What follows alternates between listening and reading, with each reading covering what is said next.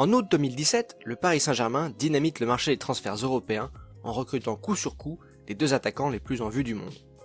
Le Qatar fait ainsi sauter la banque alors que depuis 2 mois il subit un grave blocus dirigé par ses voisins, l'Arabie Saoudite et les Émirats Arabes Unis en première ligne. Ce n'est pas un hasard que ces transferts records et la situation diplomatique inflammable du Golfe se télescopent. Alors pourquoi le football est un champ de bataille de la péninsule arabique? Pour le comprendre, il faut d'abord entendre le contexte particulier de cette région.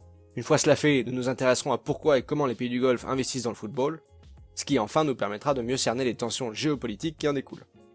Les années 2010 ont marqué un tournant dans les équilibres locaux. Les printemps arabes ont rebattu les cartes. L'Irak et la Syrie ont presque disparu de la scène géopolitique, et l'Iran redevient une puissance régionale. C'est dans ce contexte que la péninsule arabique a connu un renouvellement de ses dirigeants avec l'émergence des jeunes héritiers des pétromonarchies. Nous avons ainsi Mohammed Ben Salman, MBS en Arabie Saoudite, Mohammed Ben Zayed, MBZ, aux Émirats Arabes Unis, et Tamim Al-Thani au Qatar.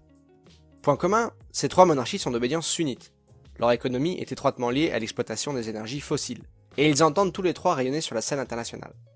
Mais d'importantes différences se dessinent. L'Arabie Saoudite et les EAU sont hostiles au mouvement des frères musulmans et à l'influence des printemps arabes, dont ils redoutent la contagion chez eux et le renversement des familles au pouvoir.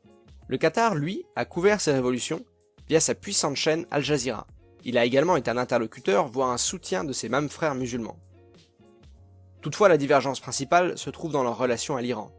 L'Arabie Saoudite, qui s'estime gardienne de l'islam, voit en l'Iran chiite un rival mortel. A noter également que les très stratégiques régions pétrolifères de la péninsule sont peuplées de communautés chiites, très nombreuses, sinon majoritaires. Or, le Qatar tire ses ressources des North Fields, une des plus importantes réserves de gaz au monde, réserve qu'il doit partager avec l'Iran. Tenus par des intérêts économiques vitaux, les 2 nations dialoguent et coopèrent, ce qui irrite au plus haut point Riyad et son allié émirati.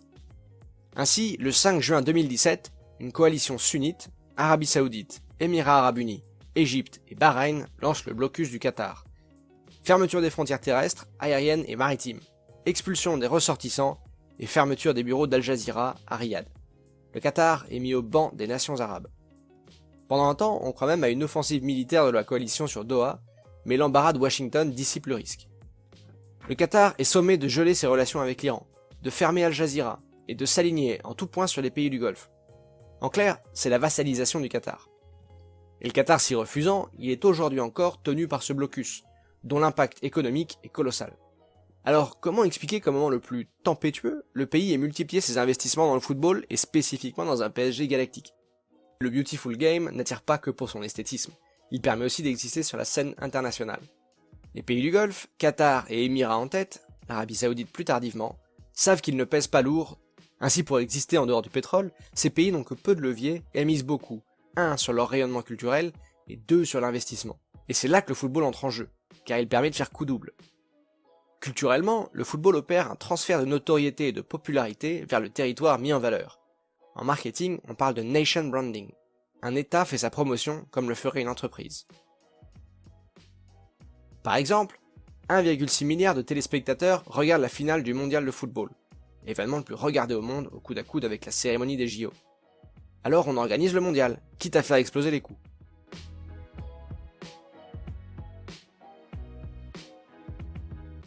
Idem, 400 millions de téléspectateurs pour la finale de la Ligue des Champions. 4 fois plus que le Super Bowl.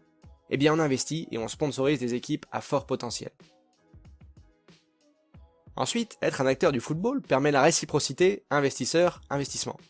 Investisseur car posséder un stade, un club ou des droits télé, c'est diversifier son portefeuille. Ça garantit une sécurité d'actifs. Investissement car c'est s'offrir une vitrine pour les IDE, investissement direct à l'étranger. On cherche à attirer les capitaux étrangers pour le développement du pays, ce qui est un enjeu capital pour les jeunes pays désertiques du Golfe. Pour résumer, le foot est un vecteur stratégique de visibilité économique, culturelle et donc diplomatique. Mais peut-être comporte-t-il le risque d'être une étincelle dans une poudrière. Comme nous le disions, le Qatar organisera la Coupe du Monde 2022, ce qui au-delà de la prouesse de nomination a eu un effet paradoxal. Du jour au lendemain, le Qatar s'est fait un nom sur la scène internationale. Parallèlement, en devenant la première nation arabe hôte, il a accru les tensions d'une péninsule déjà chauffée à blanc par la course au prestige. Que ce petit pays de 300 000 nationaux se distingue encore et avec vacarme du grand frère saoudien a été vécu comme une insolence. Dernièrement, la Coupe d'Asie a vu le Qatar remporter son premier trophée international majeur. La compétition se déroulait aux Émirats, d'où un contexte des plus délicats. Toujours sous blocus, c'est sur le chemin du titre que le Qatar a écarté le pays hôte 4-0 après un hymne bruyamment sifflé et des volées de chaussures jetées sur les joueurs. Enfin, et c'est sûrement le dossier le plus épineux, c'est le cas BeOutQ. Le Qatar est propriétaire de beIN Sport, création du groupe Al Jazeera Media Network. Depuis fin 2017, concomitamment au blocus, la chaîne est piratée par une entreprise tierce, BeOutQ. Logo flouté et remplacé par celui du pirate, l'ensemble du contenu de beIN, acheté au prix fort, est massivement rediffusé en temps réel sur internet et par satellite. Cette vaste entreprise de piratage pilotée en coulisses par l'Arabie Saoudite est un nid de guêpes pour la FIFA, sommée de réagir avec fermeté tant elle y joue gros. Comme l'explique Sophie Jordan, directrice générale adjointe de beIN Sport France à Newstank Football, c'est tout l'écosystème du sport international qui est impacté. S'il n'est pas stoppé rapidement, le développement de BeOutQ deviendra incontrôlable et dégradera de plusieurs milliards d'euros la valeur des événements sportifs et contenus culturels internationaux. Elle poursuit, si ces actes de piratage restent impunis et continuent de se développer, les diffuseurs internationaux, qui investissent des millions d'euros dans le sport au travers des droits exclusifs de retransmission, cesseront simplement de dépenser autant pour acquérir ces droits. Or, ces droits sont essentiels au modèle économique du football moderne, puisqu'ils financent les ligues sportives, les fédérations, les clubs, ainsi que le sport amateur. Mais ils financent également tout leur environnement local. Il est bon de rappeler que le foot représente 700 milliards d'euros d'activité par an dans le monde, et que par exemple, en 2017, le football en Espagne emploie 180 000 personnes et génère 4 milliards de revenus pour l'État. Il représente à lui seul 1,4% du PIB national.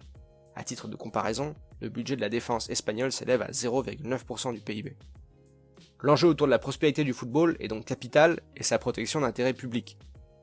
Pour conclure, cette guerre économique entraîne le football sur le terrain miné de la géopolitique. Et dans ce cas précis, il est bien plus qu'un pion, c'est une pièce maîtresse sur l'échiquier du Moyen-Orient.